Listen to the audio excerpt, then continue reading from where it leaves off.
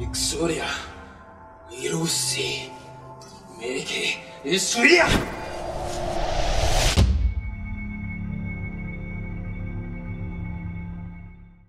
L'épée des rois gorilles, ça, c'était une expérience que j'oublierai jamais. Ça a été une super expérience, vraiment enrichissante et vraiment intéressante. Et ça a été un vrai challenge pour moi parce que tout le projet, toute la post-production de ce projet a dû être fait en une semaine. Donc j'ai eu en fait exactement une semaine pour pouvoir et faire les effets spéciaux et le montage final pour qu'après Joe, donc le réalisateur, puisse rendre à son école audiovisuelle, c'était un projet donc pour son école, puisse rendre le projet à temps.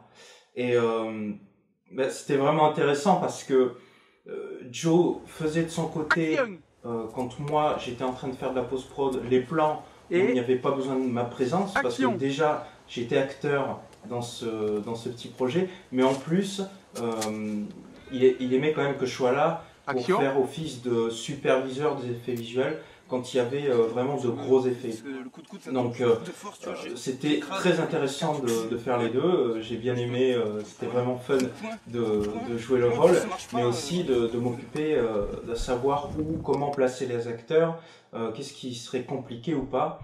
Et voilà, et j'aime vraiment ce projet parce que déjà c'était un délire, c'était vraiment sympa, je trouve assez comique, mais en plus le temps imparti qu'on a eu a été une vraie action, ça a été un gros stress. D'ailleurs le montage final que vous voyez a été fait le soir même, a été fini à 10h du soir, et le lendemain Joe repartait donc de Bayonne pour aller à Bordeaux pour pouvoir rendre le projet. Donc ça c'était intense et j'aime beaucoup ce projet pour ça, donc c'est pour ça que j'en parle avec plaisir, que je montre un petit peu les effets qui ont été faits. J'ai pas pu peaufiner tout ce que je voulais comme je le voulais parce que je n'avais tout simplement pas le temps, mais le résultat est plutôt intéressant. Ici on voit la transformation de l'ennemi. Alors c'était une idée que j'ai proposée à Joe quand on voit le plan d'origine qu'il voulait intégrer dans le montage. Action. Je me suis dit pourquoi pas faire encore plus grand et faire qu'en fait quand elle se met à faire ce geste, c'est sa transformation vraiment de méchant quoi. Voilà, donc c'est intéressant de voir le avant-après pour s'en rendre compte. Ici un plan que j'aime bien, le tir à l'arc d'Ursua, on voit vraiment aussi la différence entre le avant-après, avec les filtres, les quelques effets intégrés comme la fumée, il y a un peu de sang par terre, des craquements, du cramé, des flèches qui voltigent. C'est un plan que j'ai apprécié aussi. Ce plan ce qu'on appelle des Nazgûl, hein, parce que ça ressemble tout simplement aux Nazgûl, les méchants, c'était aussi super. On a mis le caméscope sur un trépied, on a été plus loin et on avait que Joe en fait, donc le réalisateur, qui avait le costume. Donc on l'a fait jouer dans plein d'endroits différents, et moi après en post-prod j'ai fait je l'ai dupliqué en fait dans le plan final. Alors dans l'eau il y a eu un petit peu de plans aussi qui ont été plus ou moins ratés, et dans ces plans je pense que celui-ci est le préféré de Joe, il me l'a dit, et je pense que c'est le mien aussi, parce que dans la bande-annonce c'est une scène qui plaît beaucoup, parce qu'on voit Mana se battre et puis un méchant apparaître, plutôt classe quoi, comme une téléportation avec de la fumée et des cendres. Et à l'origine en fait, j'avais prévu de tout simplement supprimer cette scène au montage. Alors vous allez me dire pourquoi, elle est très bien quoi. Mais en fait, quand on regarde l'envers du décor, donc je vous enlève tout, hop là, donc ça c'est la prise d'origine. Vous allez voir que Mana se bat contre des méchants, mais qu'en fait, cet acteur attend tout simplement son tour.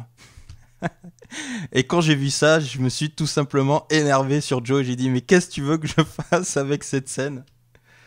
On voit l'acteur qui attend son tour. Je peux rien en faire. Alors Joe m'a dit, non, ça me gonfle parce que c'est une scène assez importante. C'est l'une des seules où on voit Mana se battre. Alors j'ai réfléchi toute la soirée où j'ai travaillé sur d'autres plans. Et le lendemain, je lui ai dit, ça y est, j'ai une idée. Ça va montrer un espèce de pouvoir en plus aux méchants. On va le faire apparaître avec comme une téléportation, donc de fumée, de cendre. Je lui ai présenté l'idée, il a adoré, et du coup, j'ai, comme vous le voyez ici, remplacé, si je vais un peu en arrière, hop là, remplacé l'arrière-plan par un arrière-plan où il n'y avait personne. Et voilà, j'ai découpé Mana ici, et aussi le méchant, pour pouvoir faire apparaître l'explosion donc en arrière-plan. Voilà. Et ensuite, c'est parti, il apparaît, et là on a une super scène d'action où on voit Mana se battre contre un méchant et un autre arriver d'un coup sur elle. Voilà. Donc c'était ce que je voulais vous montrer. Il y avait plein de petites anecdotes comme ça, et d'ailleurs si ça vous intéresse, peut-être qu'il y aura encore d'autres bonus sur la post-prod de l'épée des rois gorilles.